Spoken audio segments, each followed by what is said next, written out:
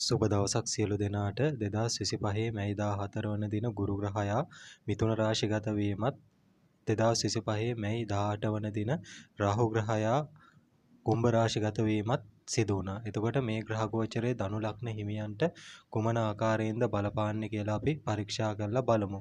එතකොට මේ වෙනකොට ධනු ලග්න හිමියන්ගේ හතරවන භාවයේ තුල ශනි ග්‍රහයා ගෝචරයෙන් පැමිණ තිබෙනවා. එතකොට හතරවන භාවයේ සිට දසවන භාවයේ වන ලග්නයත් ශනි ග්‍රහයා විසින් දකිනවා. ඒ වගේම ශනි ග්‍රහයා සිටින්නේ ලග්නාධිපතිට අයත් හතරවන භාවයේ තුල තමයි සිටින්නේ. එතකොට මේ தත්වයන් සියල්ලක්ම එක්ක ධනු ලග්න හිමියන්ට මේකී ග්‍රහ ගෝචරය තරමක් පීඩාකාරී කියලා අපිට හඳුන්වා ගන්න පුළුවන්. නමුත් ගුරු ග්‍රහයා හත්වැන්නේ සිට ලග්නයේ දැකීම යම්කිසි සහනයක් මේ වසර තුල ධනු ලග්න හිමියන්ට ගෙන දෙනවා. එතකොට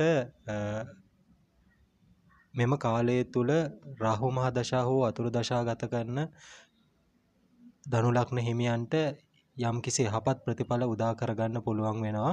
ඔවුන්ට කෙටි ගමන් බිමන් ආශ්‍රයෙන් ඒ වගේම ඔන්ලයින් කටයුතු වලින් යහපත් ප්‍රතිඵල ගෙන දෙනවා. ඒ වගේම ගුරු ග්‍රහයා හත්වැන්න පැමිණීම මත නව සබඳතා ආරම්භ වුවත් ගුරු ග්‍රහයා තමන්ගේ ගමන් වේගය වැඩි කරමින් අතිචාරී අයුරින් කටක රාශියට ගෝචර වීම මත එකී සබඳතාවල යම් යම් ගැටලු ඇතිවීමටත් ඉඩ තිබෙන බැවින් ඒවා ප්‍රේම සම්බන්ධතා වෙන්න පුළුවන්, විවාහ කටයුතු වෙන්න පුළුවන්. ඒ සම්බන්ධයෙන් ඉවසිලිමත්ව කල්පනාවෙන් කටයුතු කිරීම යහපත් වෙනවා.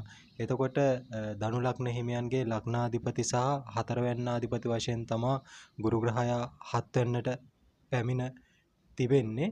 එතකොට ගුරු මහ දශාවක් හෝ අතුරු දශාවක් ගත කරන අය ඉන්නවා නම් ඔවුන්ට අර මම කලින් කියපු විවාහ සහකාර කටයුතු වල යහපත් ප්‍රතිඵල ලබා ගන්න පුළුවන්. ඒ වගේම තමන්ගේ සහකාරාදීන්ගෙන් සහාය ලැබිය යුතු කාලයක් හැටියට මේ කාල සීමාව ධනු ලග්න හිමියන්ට හඳුන්වා දෙන්න පුළුවන් වෙනවා.